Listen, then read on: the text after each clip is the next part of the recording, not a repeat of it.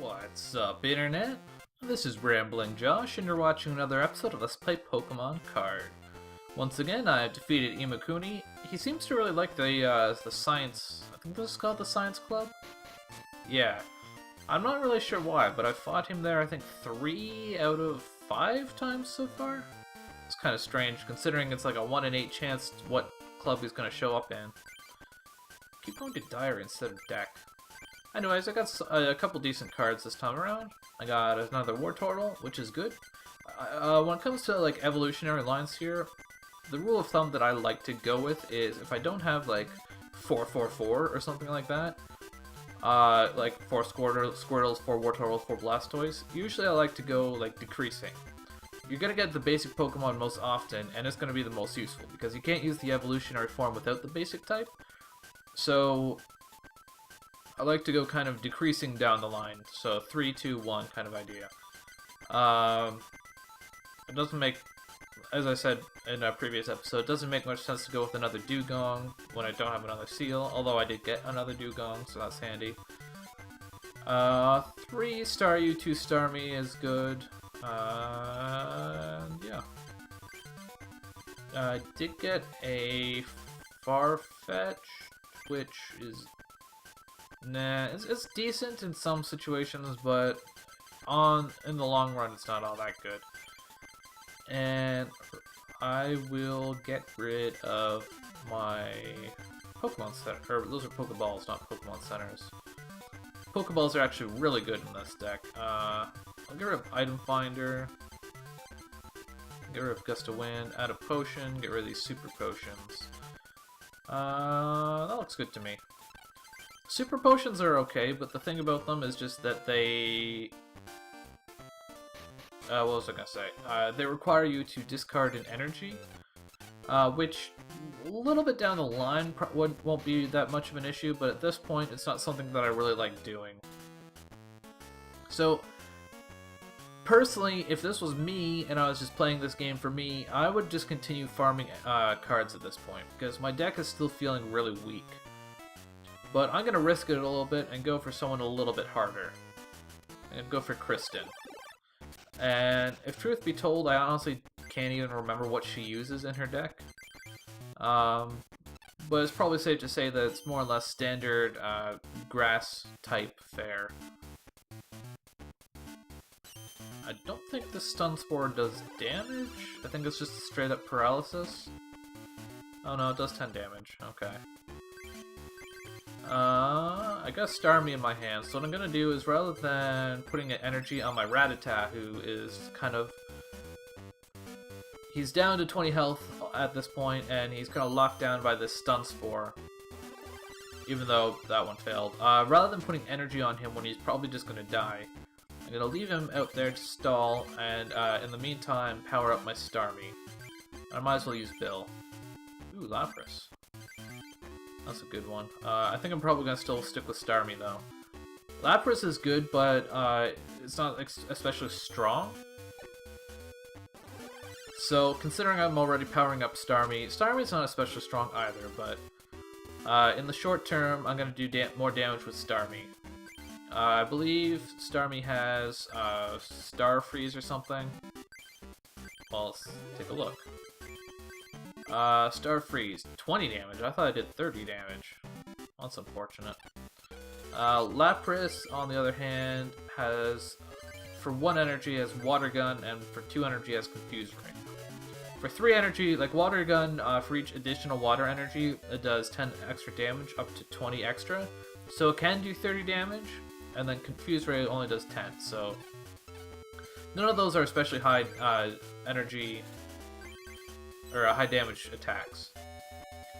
Pokeball is a pretty good trainer. It lets you search through your deck for any Pokemon. So that can really, that really helps increase your chances of having the right card at the right time. Kind of like what I was saying a lot yesterday about... See, that would have been perfect, because I was going to look for a Squirtle, because I had a Wartortle.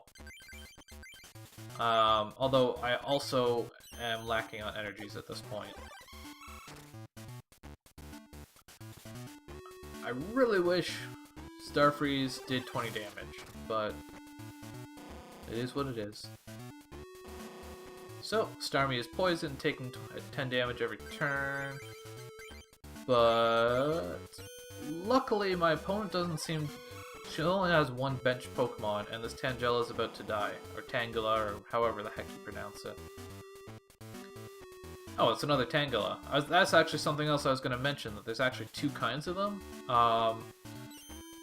This one that's out right now is kind of the base type, and then there's another, the one that just retreated is kind of, I think it's like a promotional card of some sort. Oh, there's a Squirtle. It's too bad I don't have any energy. So, yeah, this one you can see it says GB. I'm not sure what exactly that means, but it's like promotional. So it came out a little bit later. And they're a little bit different. Same HP, yeah. Same retreat cost, same weakness, but this one has Stun Spore and Poison Whip, and this one has Bind and Poison Powder, which are actually, even those are fairly similar abilities. I'm gonna go with Confuse Ray. It's 10 less damage than Water Gun would do at this point, but... and thankfully the Confusion worked. The Confusion also means that, obviously there's not only a chance that the opponent's ability will fail, but they will in fact do damage to themselves. So, considering this is Lapras, whose kind of specialty is in having a lot of HP and just stalling, that's a good thing. That Professor Oak I got is definitely good. Probably going to be a godsend in the near future. And...